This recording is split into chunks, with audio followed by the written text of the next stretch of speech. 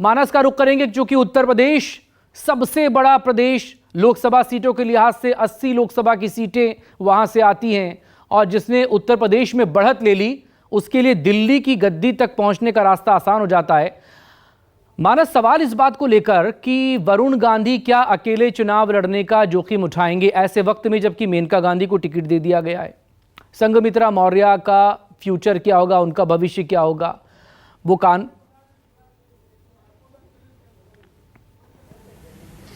देखिए, निश्चित तौर पर ये इस बात के कयास लगाए जा रहे हैं और उसमें कोई हैरत की बात नहीं है कि वरुण गांधी निर्दलीय भी मैदान में उतर जाएंगे। एक ज़माने में जितिन प्रसाद के बड़े खास हुआ करते थे वरुण गांधी, लेकिन उत्तर प्रदेश की राजनीति में जब से कांग्रेस छोड़ करके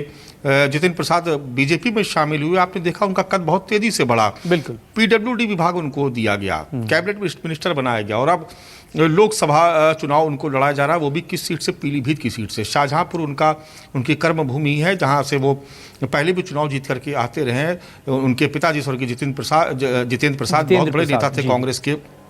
एआईसीसी के मेंबर रहे, उत्तर प्रदेश कांग्रेस के अध्यक्ष रहे, उनकी विरासत संभाल रहे थे और उसके बाद जब बीजेपी में शामिल हुए तो उनको एक बड़े कद पे, एक ब्राह्मण चेहरे के तौर पर उनको इस्टेब्लिश किया गया और अब पीलीभीत उनको भेजा गया है। चूंकि शाहजहांपुर से सटा हुआ है पीलीभीत, तो ये इस उम्मीद के साथ ये पूरा क्या ये कह सकते हैं पूरे कॉन्फिडेंस के साथ कि पीलीभीत की सीट जितिन प्रसाद निकाल लेंगे, क्योंकि मोदी का मैजिक तो काम कर ही रहा है। डबल इंजन की सरकार है, तमाम सारे काम बताने के लिए हैं, गिनाने के लिए है, लाभार्थियों का वर्ग है और ऐसे में सिर्फ और सिर्फ इसलिए क्योंकि वरुण गांधी लगातार सरकार के खिलाफ मुखर थे, वो अपनी सरकार को कटघरे में खड़ा करते थे, बहुत खुल करके बयान देते थे, जबकि मेनका गांधी ने कभी भी इस तरीके का कोई बयान नहीं दिया। तो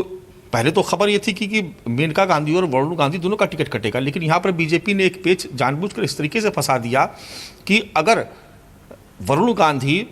बीजेपी के खिलाफ बगावत करके मैदान में उतरते हैं तो ऐसे में फिर मेनका गांधी कैसे फेस करेंगी अपने वोटर्स को, क्योंकि वरुण गांधी जब बीजेपी की मुखालफत कर रहे होंगे तो एक तरीके से एक कंट्रोवर्सी खड़ी होगी।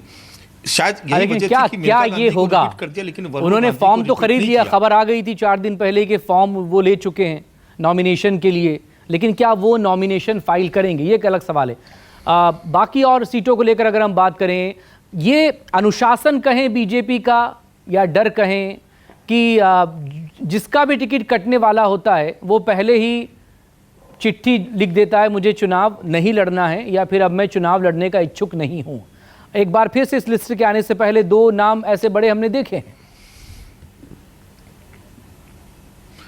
देखिए, भारतीय जनता पार्टी में ये सभी जानते हैं कि अकेले कोई कैंडिडेट चुनाव नहीं जीतता, वहाँ पर कमल का निशान जीतता है और प्रधानमंत्री नरेंद्र मोदी का चेहरा चुनाव जीत करके आता है। बहुत सारे ऐसे भी कैंडिडेट्स हैं जिनको शायद जनता और किसी दूसरे दल में जाए तो उतना पसंद ना करे, लेकिन उत्तर प्रदेश में बीजेपी का अपना एक बड़ा वोट बैंक है और उसमें वो ये देखती है, पार्टी के लोग ये देखते हैं कि जो उम्मीदवार वो दे रहे हैं आम मतदाता उससे बहुत सहज है कि या नहीं है। अगर लगता है कि बहुत विपरीत परिस्थितियां हैं तो ऐसे में टिकट काटा भी जाता है, लेकिन यहाँ पर कैंडिडेट का महत्व नहीं है, महत्व है